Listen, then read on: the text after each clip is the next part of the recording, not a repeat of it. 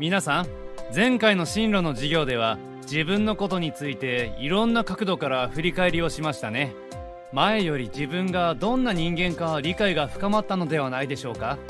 今日は自分への理解を深めるために皆さんが育ってきた環境について振り返るワークを行います。先ほど配ったシートを見てください。やり方を説明していきますね。今日は自分の育ってきた環境を振り返るワークか。どんなことをするんだろう。このワークシートには全部で4つの質問があります。1は自分が育ってきた場所に関してです。これまで自分が育った環境を頭に思い浮かべながら、その場所のこと、文化や風習について覚えていることを書いてみましょう。2は自分が影響を受けた人についてです。どんな人からどういう影響を受けたのか書き出してみましょう。3では友達との経験。4では家族との経験について振り返ってください。あと、これからワークシートに書いてもらう時の注意ですが、自分が育ってきた環境を思い出す時は楽しいことばかりではなく、悲しかったり辛く感じることもあったかと思います。そういった気持ちを感じることは大切なことですが、このワークシートに書きたくないことは書かなくていいです。それでは今日の時間はこのワークシートに取り組んでください。さて、今日の進路の授業はこれで終わりにします。まだワークシートが完成していない人は来週の進路の授業までの宿題にしますので、しっかり取り組んできてください。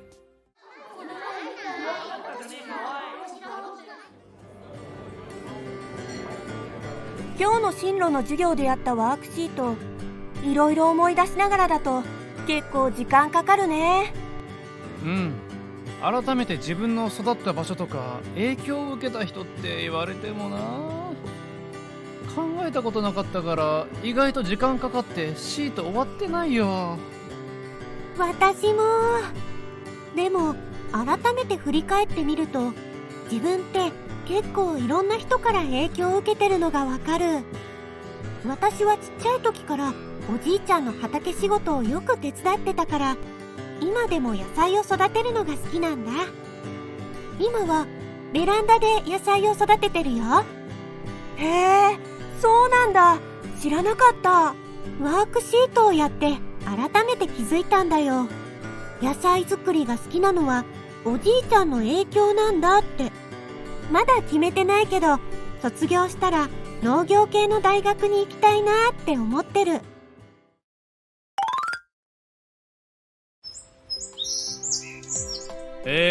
では今日は先週の続きとしてペアワークをします。まず隣同士でペアになり、インタビューする人とインタビューを受ける人を決めてください。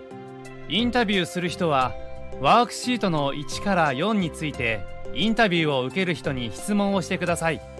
また質問をしながらもう少し知りたいなということがあれば追加で自由に質問をしてもいいです。インタビューを受ける人はワークシートを確認しつつ、これまでの経験を改めて思い出して回答してください。1回のインタビューは15分にします。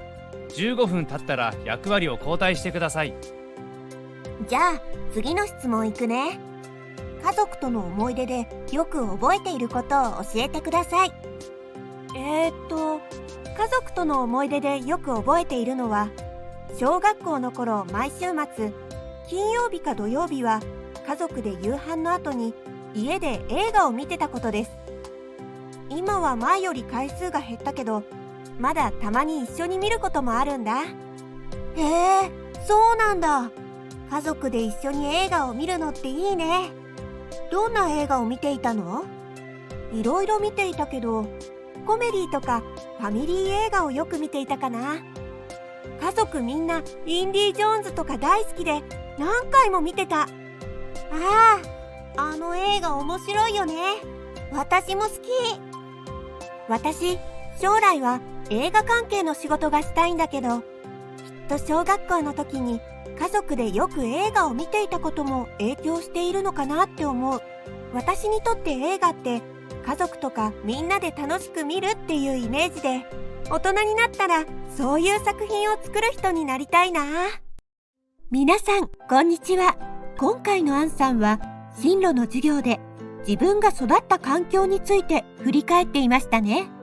環境とは、皆さんの家庭や住んでいる地域、自然など、皆さんを取り巻く世界のことを指しています。これまでのストーリーの中で、これからの進路を考える最初の一歩は、自分を理解することだとお伝えしてきましたが、自分を理解するためには、自分のことについて考えるだけではなく、自分の周りの人や物事がどのように自分に影響しているのかについても振り返ることをお勧めします。